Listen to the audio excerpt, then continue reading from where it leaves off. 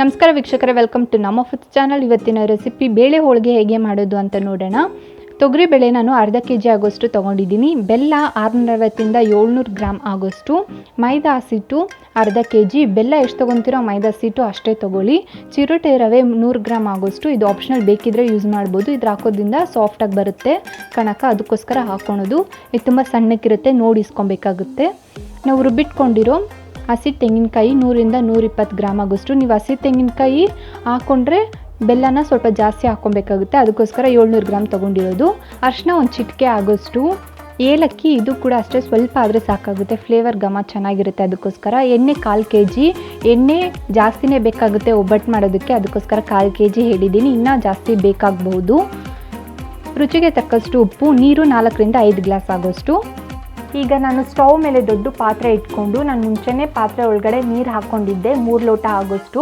ಈ ಥರ ಇಟ್ಕೊಂಡು ಆಮೇಲೆ ಚೆನ್ನಾಗಿ ನೀರನ್ನ ಕುದಿಸ್ಕೊಳ್ಳಿ.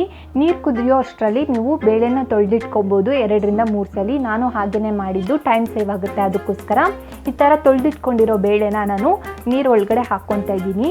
ಬೇಳೆ ಹಾಕ್ಕೊಂಡಿದ್ದ ತಕ್ಷಣ ಮೀಡಿಯಮ್ ಫ್ಲೇಮಲ್ಲಿ ಇಟ್ಕೊಳ್ಳಿ. ನೀವು ಬೇಕಿದ್ರೆ ಹೈ ಫ್ಲೇಮಲ್ಲೂ ಇಟ್ಕೊಬೋದು. ಈ ಥರ ಮೀಡಿಯಮ್ ಫ್ಲೇಮಲ್ಲಿ ಇಟ್ಕೊಳೋದ್ರಿಂದ ನಾವು ಅಷ್ಟರಲ್ಲಿ ಕಣ್ಕನ ಕಲಿಸ್ಕೊಬೋದು, ಅದಕ್ಕೋಸ್ಕರ. ಇದೊಂದು ಕಡೆ ಬೇಯ್ತಾ ಇರುತ್ತೆ ನೋಡಿ. ನಾವು ಇವಾಗ ಕಣ್ಕನ ಕಲಿಸ್ಕೊಳ್ಳೋಣ. ಮೈದಾ ಹಸಿಟ್ಟಿಗೆ ನಾನು ಚಿರೋಟಿ ರವೆ ಹಾಕ್ಕೊತಾ ಇದ್ದೀನಿ. ಉಪ್ಪು, ಚಿರೋಟಿ ರವೆ, ಅರಿಶಿನ ಇಷ್ಟನ್ನು ಹಾಕ್ಕೊಂಡು ಒಂದ್ಸಲ ನೀಟಾಗಿ ಮಿಕ್ಸ್ ಮಾಡ್ಕೊಬೇಕಾಗುತ್ತೆ. ಏನಕ್ಕೆ ಮಿಕ್ಸ್ ಮಾಡ್ಕೊಬೇಕಾಗುತ್ತೆ ಅಂದರೆ ಅರಿಶಿನ ಎಲ್ಲ ಕಡೆನೂ ಹೋಗಬೇಕು, ಅದಕ್ಕೋಸ್ಕರ. ಎಲ್ಲ ಕಡೆನೂ ಮಿಕ್ಸ್ ಆದರೆ ಚೆನ್ನಾಗಿರುತ್ತೆ. ನಾವು ಹಾಗೇ ನೀರು ಹಾಕ್ಕೊಂಡು ಡೈರೆಕ್ಟಾಗಿ ಮಿಕ್ಸ್ ಮಾಡಿಕೊಂಡ್ರೆ ಒಂದು ಕಡೆ ಇರುತ್ತೆ, ಒಂದು ಕಡೆ ಇರಲ್ಲ, ಅದಕ್ಕೋಸ್ಕರ. ಈಗ ನಾನು ಸ್ವಲ್ಪ ನೀರು ಹಾಕ್ಕೊಂಡು ಮಿಕ್ಸ್ ಮಾಡ್ಕೊತಾ ಇದ್ದೀನಿ. ನೆನಪಿರಲಿ, ಸ್ವಲ್ಪ ನೀರು ಹಾಕ್ಕೊಂಡೇ ಮಿಕ್ಸ್ ಮಾಡ್ಕೊಳ್ಳಿ. ಒಂದೇ ಸಲ ನೀರು ಹಾಕ್ಕೊಳಕ್ಕೆ ಹೋಗಬೇಡಿ. ತುಂಬ ತೆಳು ಬಂದುಬಿಟ್ರೆ ತುಂಬ ಕಷ್ಟ ಆಗುತ್ತೆ. ಆಮೇಲೆ ಮೈದಾ ಹಸಿಟ್ಟು ಕಣಕ ಜಾಸ್ತಿ ಇರುತ್ತೆ, ಬೇಳೆ ಹೋಳಿಗೆದು ಹೂರ್ಣ ಕಮ್ಮಿ ಇರುತ್ತೆ, ಅದಕ್ಕೋಸ್ಕರ. ಈಗ ನಾನು ಸ್ವಲ್ಪ ನೀರನ್ನ 2 3 ಸಲ ಹಾಕ್ಕೊಂಡು ಅದಕ್ಕೆ ನಾನು ಕಲಿಸ್ಕೊಂಡಿದ್ದೀನಿ ನೋಡಿ. ಈ ಥರ ಅಂಟಾಗೆ ಇರಬೇಕು. ನೀವು ಚಪಾತಿ ಹಸಿಟ್ಟು ಕಲಿಸ್ಕೊಳಕ್ಕೆ ಹೋಗಬಾರ್ದು. ಇದು ಡಿಫ್ರೆಂಟಾಗೆ ಕಲಿಸ್ಕೊಬೇಕಾಗುತ್ತೆ ನೋಡಿ. ಈ ಥರ ಅಂಟಾದ ಆಮೇಲೆ ನಾನು ಇದಕ್ಕೆ 6 ಸ್ಪೂನ್ ಆಗೋಷ್ಟು ಎಣ್ಣೆ ಹಾಕ್ಕೊಂಡು ಮತ್ತೆ ಕಲಿಸ್ಕೊತಾ ಇದ್ದೀನಿ. ಈ ಥರ ಎಣ್ಣೆ ಹಾಕ್ಕೊಂಡು 10 ನಿಮಿಷವರೆಗೂ ನೀವು ಹಾಗೆ ಕಲಿಸ್ಕೊಬೇಕಾಗುತ್ತೆ. ನೀವು ಎಷ್ಟು ಕಲಿಸ್ಕೊಂಡು ನಾದ್ತಿರೋ ಅಷ್ಟು ಚೆನ್ನಾಗಿರುತ್ತೆ, ಅಷ್ಟು ತೆಳ್ಳಕ್ಕೆ ತಿಡ್ಬೋದು ಹೋಳಿಗೆನ. ಅದಕ್ಕೋಸ್ಕರ ನಾನು ಇದನ್ನು 10 ನಿಮಿಷವರೆಗೂ ಕಲಿಸ್ಕೊಂಡು ಆಮೇಲೆ ನೋಡಿ ಯಾವ ಹದ ಇದೆ, ತುಂಬ ಚೆನ್ನಾಗಿ ಸಾಫ್ಟಾಗಿ ಬರುತ್ತೆ. ಈ ಥರ ಗುದ್ಕೊಡಿ, ಇನ್ನೂ ತುಂಬ ಚೆನ್ನಾಗಿ ಬರುತ್ತೆ. ನಾವು ಕೈಯಲ್ಲೇ ತುಂಬ ಸಾಫ್ಟ್ ಮಾಡಬೇಕಾಗುತ್ತೆ ಕಣ್ಕನ, ನೆನಪಿರಲಿ.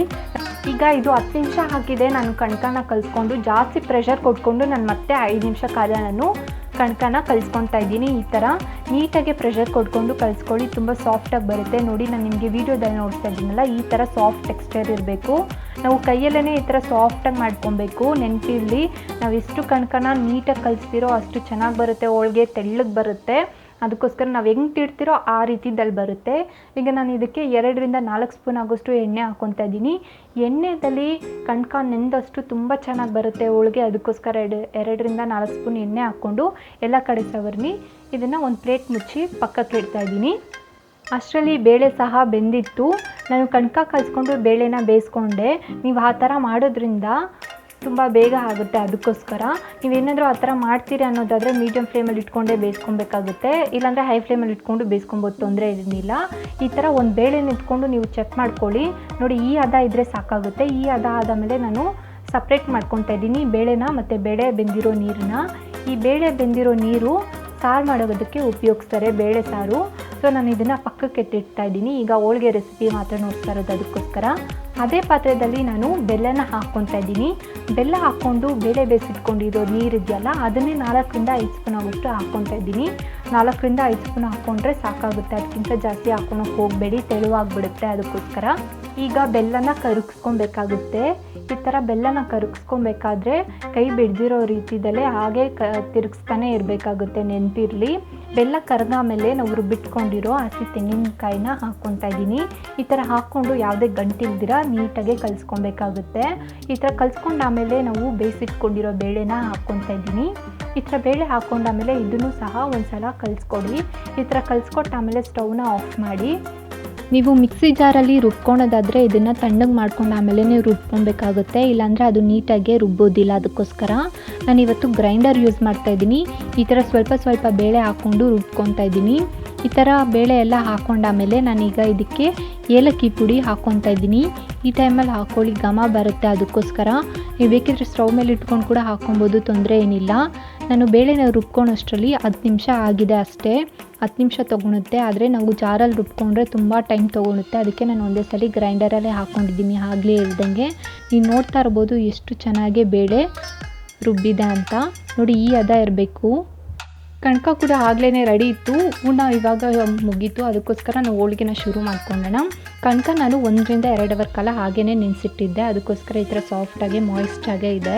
ಈ ಥರ ಇದ್ದರೆ ನಾವು ತೆಳ್ಳಕ್ಕೆ ಎಷ್ಟು ಬೇಕೋ ಅಷ್ಟು ತೆಳ್ಳಕ್ಕೆ ತೀಡ್ಕೊಬೋದು, ತುಂಬ ಸಹಾಯ ಆಗುತ್ತೆ. ಈಗ ನಾನು ಚಪಾತಿ ಮನೆ ಮೇಲೆ ಹೋಳಿಗೆ ಶೀಟ್ನ ಇಟ್ಕೊತಾ ಇದ್ದೀನಿ. ಇದು ಅಂಗಡಿನಲ್ಲಿ ಸಿಗುತ್ತೆ. ನಿಮ್ಗೇನಾದರೂ ಸಿಕ್ಕಿಲ್ಲ ಅಂದರೆ ಬಾಳೆ ಎಲೆ ಯೂಸ್ ಮಾಡ್ಬೋದು, ಅದನ್ನು ತುಂಬ ಚೆನ್ನಾಗಿ ಬರುತ್ತೆ. ನಾನು ಬಾಳೆ ಎಲೆ ಯಾಕೆ ಯೂಸ್ ಮಾಡಿಲ್ಲ ಅಂದರೆ ಇದರಲ್ಲಿ ದೊಡ್ಡದು ಮಾಡ್ಕೊಳಕ್ಕಾಗೋದಿಲ್ಲ ಬಾಳೆ ಎಲೆದಲ್ಲಿ. ಅದಕ್ಕೋಸ್ಕರ ಹೋಳಿಗೆ ಶೀಟ್ ಆದರೆ ಸ್ವಲ್ಪ ದೊಡ್ಡದಾಗಿರುತ್ತೆ, ಚೆನ್ನಾಗಿರುತ್ತೆ. ಅದಕ್ಕೆ ಈಗ ನಾನು ಕಣಕನ ಸ್ವಲ್ಪ ಭಾಗ ತೊಗೊತಾ ಇದ್ದೀನಿ. ನಿಂಬೆ ಗಾತ್ರ ಸೈಜಲ್ಲಿ ತೊಗೊತಾ ಇದ್ದೀನಿ. ನೀವು ನೋಡ್ತಾ ಇರ್ಬೋದು ವೀಡಿಯೋದಲ್ಲಿ. ಈ ಥರ ತೊಗೊಂಡಾಮೇಲೆ ಇದನ್ನು ಚಪಾತಿ ಮಣೆ ಮೇಲೆ ಇಟ್ಟು ಸ್ವಲ್ಪ ಪ್ರೆಸ್ ಮಾಡ್ಕೊತಾ ಇದ್ದೀನಿ ಲೈಟಾಗೆ. ಈ ಥರ ಪ್ರೆಸ್ ಮಾಡಿಕೊಂಡು ನಾನು ಹೂರ್ಣನ ಇಟ್ಕೊತಾ ಇದ್ದೀನಿ. ಈ ಥರ ಉಂಡೆ ಮಾಡಿಕೊಂಡು ಹೂರ್ಣನ ಇಟ್ಕೊಳ್ಳಿ. ನಾವು ಎಷ್ಟು ಕಣಕನ ತೊಗೊತೀರೋ ಅದ್ರ ಸ್ವಲ್ಪ ಜಾಸ್ತಿ ಪ್ರಮಾಣ ಆಗೋಷ್ಟು ಹೂರ್ಣ ಇಟ್ಕೊಂಡು ಈ ಥರ ಫಿಲ್ಲಿಂಗ್ ಮಾಡ್ಕೊಬೇಕಾಗುತ್ತೆ. ನೀವು ನೋಡ್ತಾ ಇರ್ಬೋದು, ಒಂದು ಕಡೆಯಿಂದ ಬಂದು ನಾನು ರೌಂಡಾಗಿ ಶೇಪಲ್ಲಿ ಕಣಕನ ಹೂರ್ಣ ಒಳಗಡೆ ಕ್ಲೋಸ್ ಮಾಡ್ಕೊತಾ ಇದ್ದೀನಿ. ನೀವು ನೋಡ್ತಾ ಇರ್ಬೋದು ವೀಡಿಯೋದಲ್ಲಿ. ನಿಮ್ಗೇನಾದರೂ ಅಕಸ್ಮಾತ್ ಜಾಸ್ತಿ ಕಣಕ ಆಗೋಯ್ತು, ಜಾಸ್ತಿ ತೊಗೊಂಡಿದ್ದೀರಿ ಅಂದರೆ ಈ ಥರ ನಿಧಾನಕ್ಕೆ ನಾವು ಪ್ರೆಸ್ ಮಾಡಿಕೊಂಡು 2 ಬೆರಳಿಂದ ಸಹಾಯದಿಂದ ನಾವು ಕಟ್ ಮಾಡ್ಕೊಬೇಕಾಗುತ್ತೆ. ಎಲ್ಲ ಮ್ಯಾಶಪ್ ಮಾಡ್ಕೊಳಕ್ಕೆ ಹೋಗಬೇಡಿ. 2 ಬೆರಳಿಂದನೇ ಸಹಾಯದಿಂದನೇ ನೀವು ಕಟ್ ಮಾಡ್ಕೊಳ್ಳಿ. ನೋಡಿ, ಇದು ನೀಟಾಗಿ ಫಿಲ್ಲಿಂಗ್ ಆಗಿದೆ. ಈಗ ನಾನು ಚಪಾತಿ ಮೇಲೆ ಇಟ್ಕೊಂಡು ನಿಧಾನಕ್ಕೆ ಪ್ರೆಸ್ ಮಾಡ್ಕೊತಾ ಇದ್ದೀನಿ. ಫಸ್ಟು ನೆನಪಿರಲಿ, ನಿಧಾನಕ್ಕೆ ಈ ಥರ ಪ್ರೆಸ್ ಮಾಡ್ಕೊಳ್ಳಿ ಸೆಂಟ್ರಲ್ಲಿ.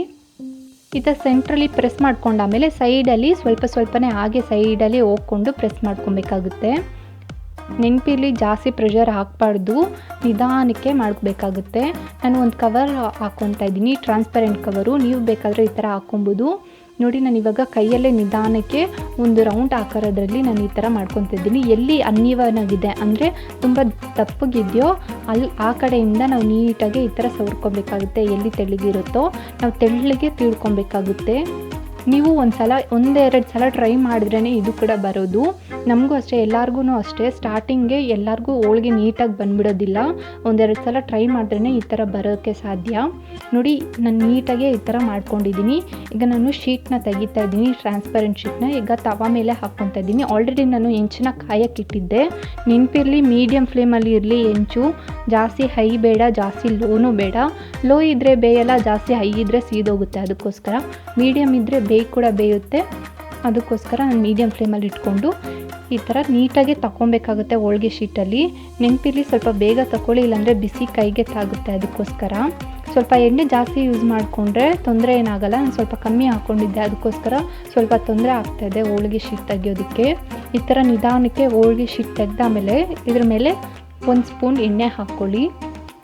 ನಾನು ಮೊದಲಿಗೆ ಹೇಳ್ದಂಗೆ ಎಣ್ಣೆ ತುಂಬಾ ಬೇಕಾಗುತ್ತೆ ಹೋಳಿಗೆ ಮಾಡೋದಕ್ಕೆ. ನೆನಪಿರಲಿ, ಅದು ಸ್ವಲ್ಪ ಎಣ್ಣೆನ ಸ್ವಲ್ಪ ಜಾಸ್ತಿನೇ ತಗೊಳ್ಳಿ. ಈ ಥರ 1 ಸ್ಪೂನ್ ಎಣ್ಣೆ ಹಾಕ್ಕೊಂಡು ಆಮೇಲೆ ಒಂದು ಸಲ ತಿರ್ಸ್ಕೊಳ್ಬೇಕಾಗುತ್ತೆ. ನೀವು ನೋಡ್ತಾ ಇರ್ಬೋದು ಎಷ್ಟು ಚೆನ್ನಾಗಿ ಉಬ್ತಾ ಇದೆ, ಪೂರಿ ಥರ ಇದು. ನೀವು ಈ ಥರ ತಿರ್ಸ್ಕೊಂಡು ನಿಧಾನಕ್ಕೆ ತಿರ್ಸ್ಕೊಡಿ. ಚಪಾತಿ ಥರ ಅಲ್ಲ ಇದು, ಚಪಾತಿ ದೋಸೆ ಥರ ಇಲ್ಲ. ಇದು ಸ್ವಲ್ಪ ಡೆಲಿಕೇಟಾಗಿ ಆಗಿರುತ್ತೆ. ನಿಧಾನಕ್ಕೆ ತಿರ್ಸ್ಕೊಡ್ಬೇಕಾಗುತ್ತೆ. ನೀವು ನೋಡ್ತಾ ಇರ್ಬೋದು ಎಷ್ಟು ಚೆನ್ನಾಗಿ ಬೆಂದಿದೆ ಅಂತ. ಹೋಳಿಗೆ ರೆಡಿ ಇದೆ. ತುಂಬ ಈಸಿ ಇರುತ್ತೆ, ಮಾಡೋವರೆಗೂ ಕಷ್ಟ ಅನಿಸುತ್ತೆ, ಆಮೇಲೆ ತುಂಬ ಈಸಿ. ಒಂದು ಸಲ ನಾನು ಹೇಳೋ ಇಂಗ್ರೀಡಿಯೆಂಟ್ಸ್ ಎಲ್ಲ ಹಾಕಿ ಟ್ರೈ ಮಾಡಿ. ಈ ಥರ ಸಾಫ್ಟಾಗಿ ತುಂಬ ಚೆನ್ನಾಗಿ ಬರುತ್ತೆ, ಕೆಂಪಗೂ ಸಹ ಬರುತ್ತೆ.